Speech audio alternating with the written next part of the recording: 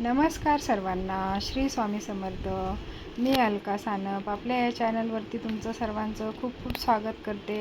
चला तर बनवूया मैत्रिणी चटपटीत असा वांग्याचं भरीत. तर बघा मैत्रिणींनो, आपल्याकडे काय गावच्यासारखी इथे चूल नसते. तर बघा आता मी इथे ना तर आपण गावी कसं चुलीमध्ये वांगी वगैरे भाजून घेतो, तर इथे आपण गॅसवरती वांगी भाजायची नाही आहे. तर बघा अशी मस्त अशी कट करायची आहे. कढईमध्ये थोडंसं तेल टाकून त्यामध्ये ही वांगे आहे ना आता मीडियम गॅसवरती आपल्याला शिजून द्यायची. फक्त यामध्ये थोडंसं मीठ टाकायचं आहे आणि झाकण लावून घ्यायचं आहे आणि मध्ये 2-3 वेळा आपल्याला फक्त ती वांगी ढवळून घ्यायची आहे, मिक्स करायचे खालीवर लागू नये म्हणून. तर बघा अशा पद्धतीने झटपट होणारं वांग्याचं भरीत तुम्ही पण बनवून बघा. खूप लवकर शिजली जातात अशा प्रकारे आपण कट करून घेतलं की. आणि आपल्याला समजतं पण की त्यामध्ये कीड आहे की नाही आहे, कारण अशी कापली गेली तर सगळे वांगे आपल्याला व्यवस्थित दिसतात. तर आपण भाजतो आणि नंतर त्याच्यात चेक करतो की त्यामध्ये किडलेलं वांगं आहे की नाही. त्यापेक्षा हे असं बनवून बघा, खूप इझी पद्धत आहे आणि झटपट होणारी, सकाळच्या टिफिनसाठी एकदम झटपट होणारी भाजी आहे ही. बघा आता मी कढईमध्ये तेल टाकून घेतलं आहे. तर मला असं वाटतं की तेल थोडंसं जास्त झालं आहे, कारण मी वांगे परतताना पण तेल टाकलेलं. तर मी आता थोडंसं तेल हे काढून घेणार आहे. थोडंसं तेल काढून ठेवते कारण खूपच तेल होतं मग.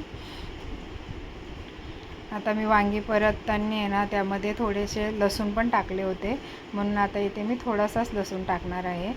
कारण वांगी जेव्हा शिजवायला ठेवतो ना तेव्हा त्यामध्ये 2-3 असे लसूणच्या पाकळ्या टाकायच्या, तुम्हाला जेवढा आवडतं तेवढा.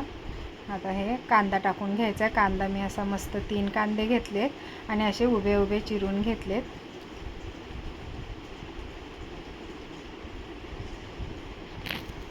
कांदा चांगला सॉफ्ट होईपर्यंत परतून घ्यायचा आहे.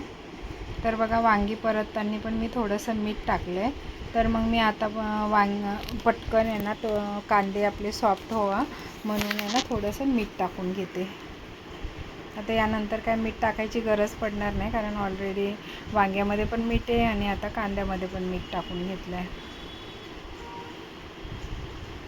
बघा गॅसवर न भाजता अशा प्रकारे तुम्ही एकदा ट्राय करा. खूप इझी आणि खूप छान पद्धत आहे ही.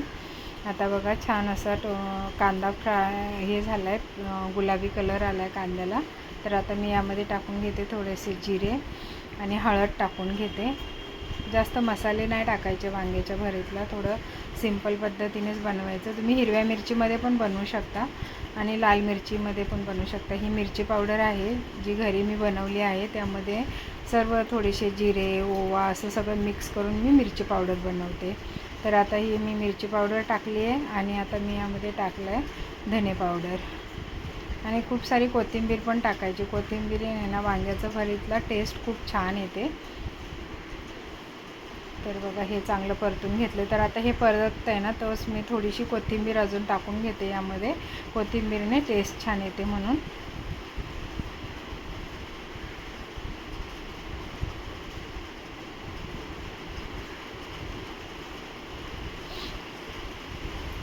तर बघा आता हे सगळं परतून झालं आहे. आता याच्यामध्ये हे वांगे मी शिजवून घेतलेले ते टाकून घेते.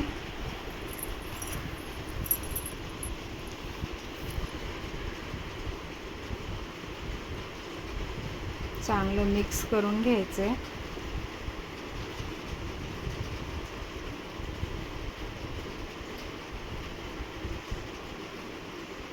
पूर्ण असं मॅश पण करू शकता तुम्ही वांगे जे असतात ती. पण मला थोडीशी अशी छोटे छोटे फोडी त्यामध्ये येतात ना भरीतमध्ये, त्या छान लागतात म्हणून मी पूर्ण असं मॅश नाही करून घेतले, थोडे थोडे असे केले. आणि आता बघा यामध्ये मी कोथिंबीर टाकून घेते आणि आता फक्त 2 मिनटासाठी मी झाकण ठेवणार आहे की जेणेकरून सगळा मसाला वगैरे कांदा सगळा मिक्स झाला पाहिजे. तर बघा मैत्रिणींनो छान